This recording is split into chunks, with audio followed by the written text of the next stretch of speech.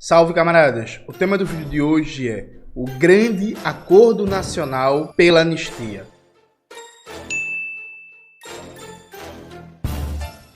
Antes de começar propriamente o tema do vídeo do canal, quero muito agradecer a você que ajuda a manter e melhorar nosso canal a partir do Apoia-se.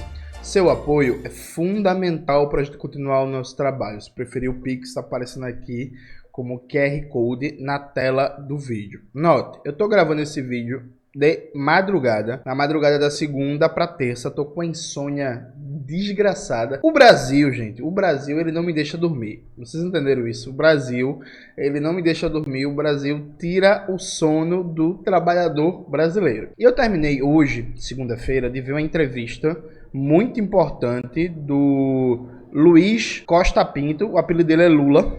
Muito bom.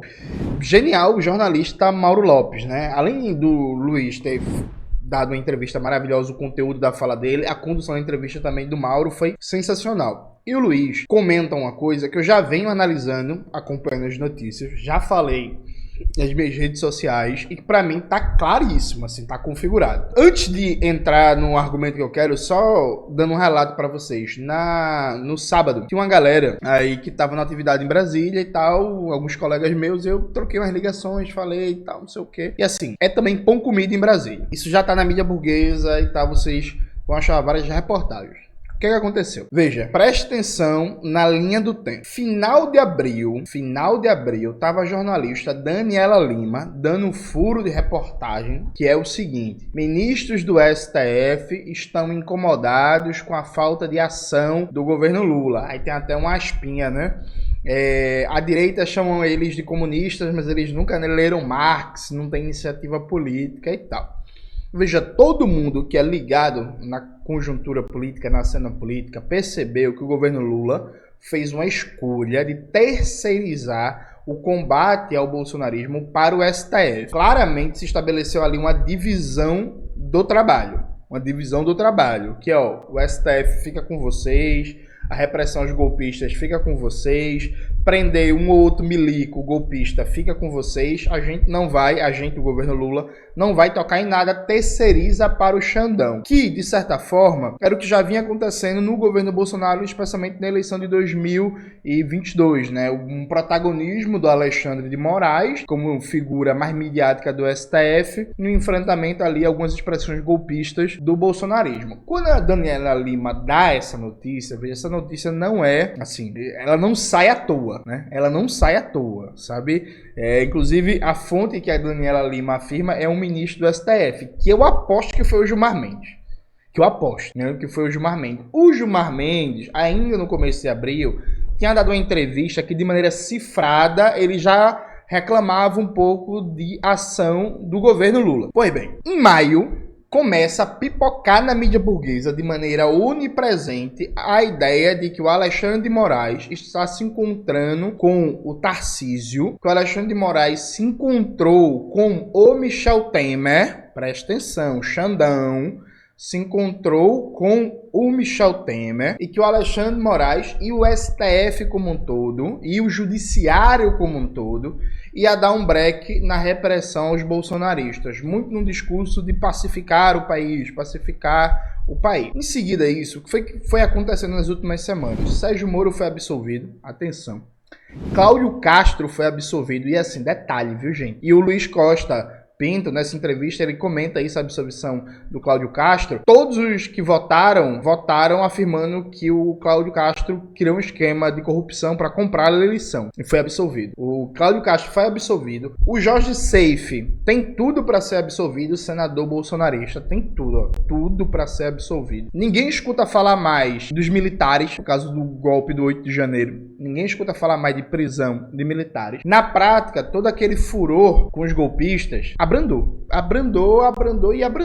E aí, veja, nessa entrevista do Luiz Costa Pinto, ele fala, né, do encontro do Michel Temer com o Xandão e relata de público um negócio que já corre nos corredores de Brasília, que é, há uma reorganização da direita, fascista, no sentido de que, Bolsonaro já perdeu os direitos políticos, não vai ser candidato, Bolsonaro vai se manter sem os direitos políticos, não vai passar anistia nenhuma e tal. Já se fala que o Bolsonaro não vai ser preso, perdeu os direitos políticos, fica por isso mesmo, não vai ser candidato. Bolsonaro Bolsonaro não sendo candidato necessariamente abre caminho para outra candidatura, né? Outra candidatura que pode ser o Tarcísio, que pode ser o Ronaldo Caiado, a mídia burguesa. O Eduardo Leite acaba de destruir o estado dele, né? Mas a mídia burguesa quer forçar o Eduardo Leite, quer promover o Eduardo Leite em cima da maior tragédia do século XXI no Brasil e tal. Veja, gente, o que está se processando é muito claro. É um elemento de conciliação. Um elemento de conciliação.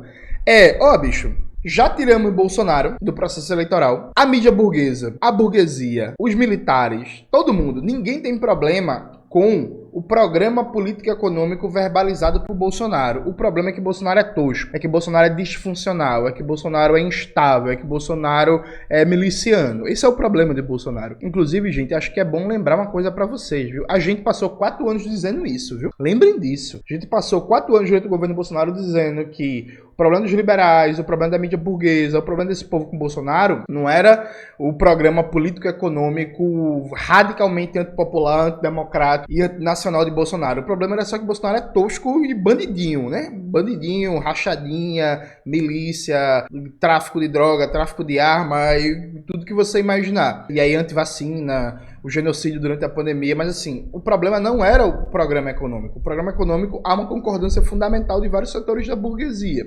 A gente passou 4 anos dizendo isso, mas parece que tem gente que não acreditava no que falava. Bolsonaro tirado do jogo, houve uma operação nos bastidores com um papel importantíssimo do Michel Temer, de novo, Michel Temer, para dizer assim, vamos estabelecer uma pacificação entre nós para reorganizar aqui o campo da direita, desidratando a frente ampla do Lula.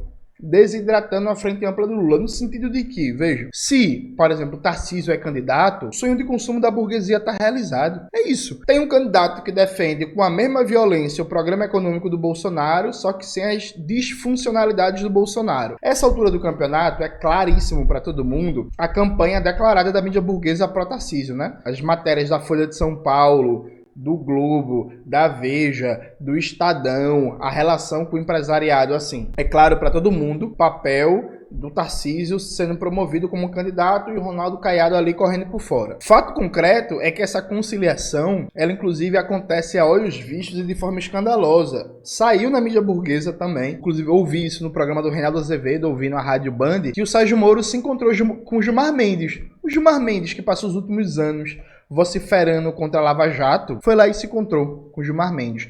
Então, assim, é o Gilmar Mendes que se encontra com o Sérgio Moro e se acerta, e tudo bem, tamo junto aqui. E é o Michel Temer que vai e se encontra com o Alexandre de Moraes, e o Alexandre de Moraes que se encontra com o Tarcísio.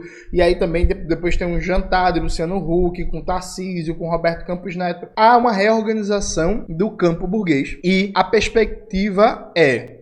acabou a repressão à extrema-direita por causa do golpe. Vamos olhar daqui para frente, daqui para trás já foi. Nenhum militar vai ser de alta patente, vai ser mais punido. Nenhum político burguês vai ser punido. Talvez uma Carla Zambelli da vida se lasque nesse meio do caminho, que foi abandonada pelo bolsonarismo, perdeu importância. Então talvez uma Carla Zambelli se lasque, alguma figura periférica. Mas assim, os deputados federais, por exemplo, aqui de Pernambuco, a Clarice Tessio, tá tudo sendo arquivado, tá tudo passando. Ninguém mais vai ser punido por ter incitado o golpe no 8 de janeiro. Há um grande acordo nacional em pauta, percebe?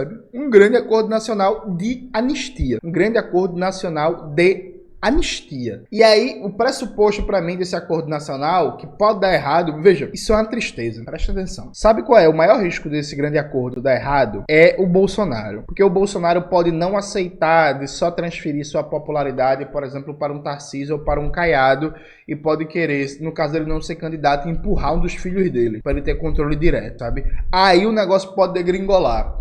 Porque, querendo ou não, mesmo não sendo o Bolsonaro figura, para vários setores, uma candidatura do filho do Bolsonaro é muito personificada nele. Isso pode atrapalhar esse processo de reorganização da direita. Mas assim, é isso. Hoje, tudo constante, o maior fator de atrapalho desse acordo não é nenhuma força de esquerda progressista, é o próprio Bolsonaro, percebe? O que é que eu quero chamar a atenção para vocês? 3 coisas fundamentais. Primeiro, quem acompanha meu trabalho de comunicação, de debate político, de agitação e tal, sabe que eu nunca tive nenhuma simpatia pelo Xandão, nunca, nem pelo STF. E eu sempre fui desconfiado de que daria em nada essa terceirização política para o STF. Isso por um motivo bem concreto. Uma análise de longa duração da formação social brasileira, das tendências da formação social brasileira. Historicamente, o judiciário é um aparato do Estado totalmente dominado pelas elites, né? O judiciário recruta seus quadros a partir dos filhos e filhas da classe dominante e da classe média alta, sempre em conexão orgânica com os interesses do grande capital, e há uma tendência histórica de longo prazo à conciliação de classes entre as frações da burguesia e os setores da elite ali da gestão do Estado, né? Da classe reinante, da burocracia, dos altos postos de comando do Estado burguês. Para mim, sempre foi arriscado e sempre foi tendencialmente algo que daria errado terceirizar politicamente o combate ao bolsonarismo para o STF. Me parece que essa tendência se concretiza agora. Isso, inclusive, passa também pelo uma nova postura, inclusive, no próprio Senado, né, com o papel, inclusive, do Rodrigo Pacheco de distensionar em alguns aspectos com o STF. Então, assim, estava claro que daria errado e está dando errado. Isso por um lado. Segunda questão, que me parece que o governo Lula, além do Lula fazer um governo de rendição nacional, esse não é um governo de conciliação de classes. Já lancei um vídeo no canal, o que é um governo de conciliação de classes. Coloca na tela, Maxwell. Esse é um governo de rendição nacional. Esse governo não tem disposição de enfrentar absolutamente nada. Mas um dos aspectos centrais que levou a essa política de rendição e terceirizar politicamente a ação ao STF foi a questão militar. Veja, não dá para você ir para cima dos bolsonaristas responsáveis pelo golpe do 8 de janeiro e por toda a pressão institucional golpista no processo eleitoral 2022 sem tocar nos militares, porque os militares são parte orgânica, né? Os militares, inclusive, são protagonistas disso. O jornalista da revista Ópera, Pedro Maren, em vários artigos, destacou de maneira genial como consequência do 8 de janeiro, o principal medo das Forças Armadas, particularmente do Exército, era que se criou uma conjuntura para fazer um debate sobre reforma das Forças Armadas no Brasil. Vocês precisam lembrar que o Tomás Paiva vazou um áudio dele dizendo que a maior preocupação era evitar reforma nas Forças Armadas, reconhecendo que existia correlação de forças e conjuntura para reforma nas Forças Armadas. Preste atenção. O governo Lula decidiu não só não reformar as Forças Armadas, preste atenção, como ele formulou junto com as Forças Armadas, principalmente o Exército, um discurso para proteger a instituição e tirar de cena qualquer reforma. Que discurso é esse que o Pedro Marinho também denunciou? Qualquer erro é um erro individual, é questão de CPF, a instituição militar não tem nada a ver. Esse é o discurso oficial das Forças Armadas, esse é o discurso oficial do Geraldo Alckmin, esse é o discurso oficial do Lula, esse é o discurso oficial do José Múcio, que é um reacionário da pior qualidade, que inclusive apoiou o golpe em 2016, né? Mas todo mundo já esqueceu, tudo certo. Apoiou o golpe contra Dilma, mas isso não é um problema pro petismo. Então, assim, a questão central é, se for para cima do golpismo bolsonarista do 8 de janeiro durante todo o processo eleitoral, isso significava necessariamente enfrentar a questão militar. O governo tira de cena, abandona todo o processo. Lula nunca adotou uma linha de politização do golpismo bolsonarista, pelo contrário, né? Vamos lembrar que o museu, para lembrar as vítimas do genocídio na pandemia, a ideia foi engavetada. Vamos lembrar que foi proibido atos para lembrar os 60 anos do golpe empresarial militar. Vamos lembrar que toda a barbárie praticada e desenvolvida por Bolsonaro, não existe nenhuma política de memória sistemática por parte desse governo.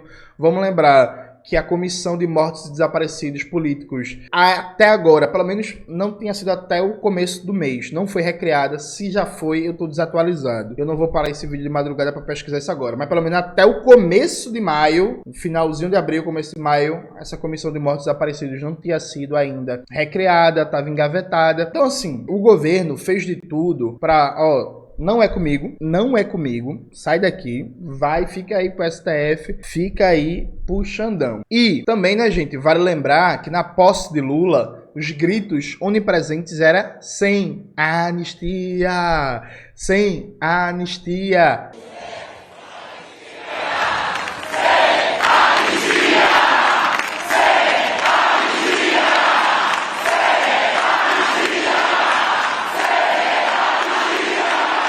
a massa, né, de militantes, de ativistas, sindicalistas, de pessoas de esquerda que votou no Lula, fez campanha, estava cobrando uma política do sem anistia, uma política do ir para cima. Qual foi a política do governo? O governo nunca estimulou esse movimento, o governo nunca potencializou ele. O governo nunca deu impulso a isso, pelo contrário, ele fez de tudo para esperar esses gritos de sem anistia, essas cobranças, essas pressões políticas morrerem. Na entrevista que eu citei do Mauro Lopes com o Luiz Costa Pinto, ele até cita o Márcio Macedo, que é um reacionário da pior qualidade de Sergipe, inclusive processou os militantes da Consulta Popular de Sergipe, né? Então, assim, o cara é ministro da Secretaria do Governo que trata da relação com os movimentos sociais. E o cara tem um histórico de processar militantes em Sergipe de maneira totalmente injusta, tosca e persecutória, né? Atacando os camaradas, os companheiros e companheiras lá da Consulta Popular. Assim, esse é o Márcio Macedo. Então nunca teve nenhuma articulação, nenhuma ação para tentar organizar esses movimentos, de tentar dar uma linha sistemática à perspectiva do sem anistia, pelo contrário. E por último, veja, gente, e aqui vai ter muita página petista me atacando. Aquele imbecil lá do falsificar a história provavelmente vai me atacar.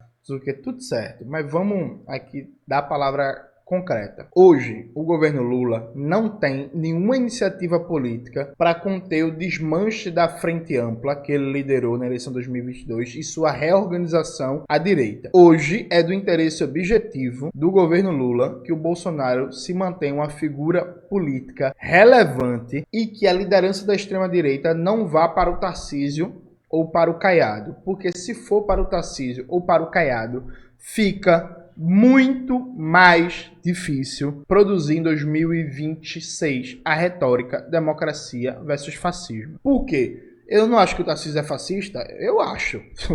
É isso, eu acho. Agora, a forma como ele se apresenta, aquele discurso mais tecnocrático, aquela coisa de gestão e não sei o quê, cola muito menos. E eu diria ainda mais, cola menos ainda pro Caiado. Porque embora o Caiado faça uma política de segurança ultra repressiva, assassina, o Caiado, do ponto de vista retórico, ele é menos dado a roubos retóricos do que o Tarcísio, percebe? Então, assim, se desmanche da Frente Ampla, se reorganizando à direita, se o Bolsonaro realmente perde um protagonismo eleitoral nesse campo para 2026, é o pior cenário para o Lula. Porque, assim, vamos lá, o que é que tá acontecendo? Eu vou gravar um vídeo específico sobre isso, mas nesse momento que eu tô gravando esse vídeo, da madrugada do dia 27 pro dia 28, tá o governo humilhando o funcionário público, né, professor, técnico de universidade pública, de Instituto Federal e por aí vai, inclusive fazendo manobra burocrática patética e ridícula, dizendo que acertou a negociação com o Proifes, que nem é sindicato, é uma entidade burocrática forjada de maneira artificial para tentar dividir o movimento estudantil docente que o PT não conseguia controlar, sabe? Então, assim, é um governo que está dando de costa para a pauta do meio ambiente, inclusive funcionários públicos do IBAMA, do ICMBio, está dando de costa para a pauta da educação, está falando em atacar a piso constitucional da saúde, da educação,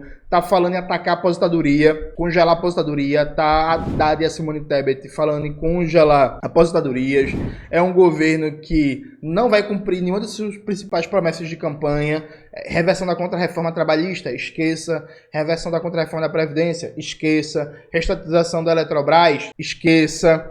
Começou-se a falar agora em rever a privatização das refinarias da Petrobras, mas até agora tá na promessa, tem que ver se vai mesmo. Acabar com o novo teto de gastos, já foi. Empurrar o novo teto de gastos. Então, assim, nenhuma das principais promessas de campanha foi atendida. A base social, organizada de maneira geral, tá puta da vida, porque tem gente que não fala em público. Mas você conversa, né, com a galera do... O MST e a PIB ainda falam, mas não é só eles não, assim, você conversa com a galera do MTST que não fala em público, tá todo mundo insatisfeito, ninguém tá feliz, você conversa com o movimento de cultura, você conversa com os sindicatos, assim, a galera tá, caralho, porra, cadê, velho, o governo? Então, assim, um governo que não atende nenhuma das pautas, um governo que, inclusive, se elege dizendo que a questão democrática é central e mostrou esse ano que esse negócio, questão democrática é central, é só retórica porque negou os eventos para lembrar os 60 anos do golpe empresarial militar, percebe? Então, assim, a questão democrática não é central só a nível de retórica eleitoral. Então, assim, qual é o meio de solidificar essa base? Além do discurso do medo, tem base na realidade, sabe? É isso, uma volta de um governo por de extrema-direita tem suas consequências, sim, negativas. Mas, assim, objetivamente, a única forma de manter essa base sólida e tentar de novo uma ideia de uma campanha ampla, para não, vamos aqui eleger o campo democrático, é se do outro lado tiver o Bolsonaro. E assim, gente, todo mundo sabe disso, todo mundo fala isso. O Luiz Costa Pinto, inclusive, fala isso na live. Isso já é pão comido, tá todo mundo debatendo isso. Isso não é preciso ser mais segredo. Assim, vamos lá.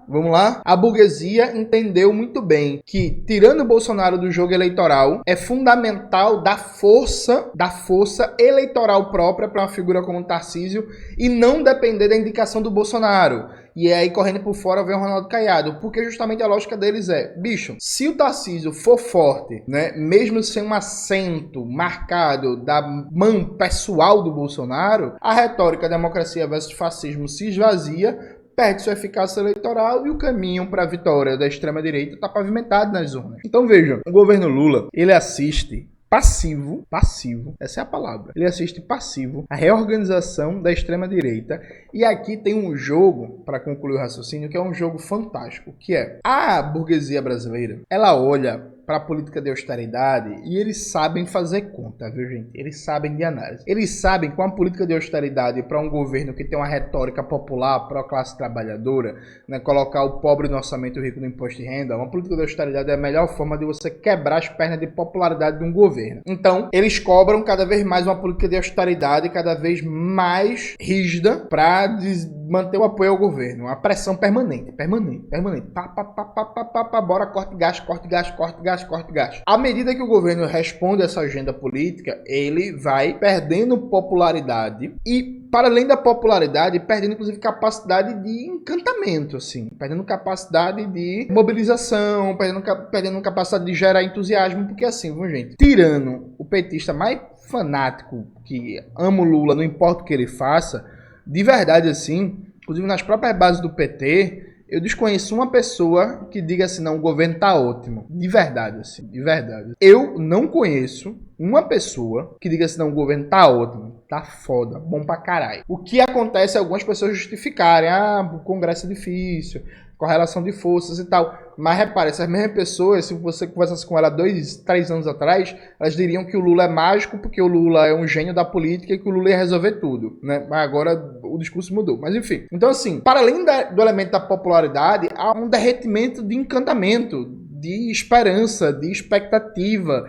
de capacidade de olhar para esse governo e pensar assim, caramba, pô, eu acho que vai dar certo, assim. Eu acho muito difícil achar pessoas que, por exemplo, estão organizadas, que estão na militância, que estão entendendo correlação de forças e vão pensar assim, pô, vai dar certo, não, tá indo bem, sabe? Então vejam, é um pacto para anistia ampla, geral e restrita, em que só se lasca o Bolsonaro perdendo os direitos políticos, mas não sendo preso, só para reorganizar o campo da extrema-direita ultra neoliberal do ponto de vista eleitoral. Aí a pergunta que eu faço para vocês é, e aí, gente? Qual vai ser a reação? Vocês vão continuar numa postura defensiva, achando que, meu Deus, a gente só precisa elogiar Lula, não criticar, que vai dar tudo certo? Veja, já tá dando errado, viu? Assim, já tá dando errado. Já está dando errado. E mantendo tudo como está, principalmente essa política econômica, veja, o caminho da derrota é certo. Do mesmo jeito que era certo que não se devia confiar no judiciário, particularmente no STF, para enfrentar os bolsonaristas, é certo que mantendo esse caminho de política econômica e essa lógica política de rendição total, o caminho da derrota é certo e seguro, é só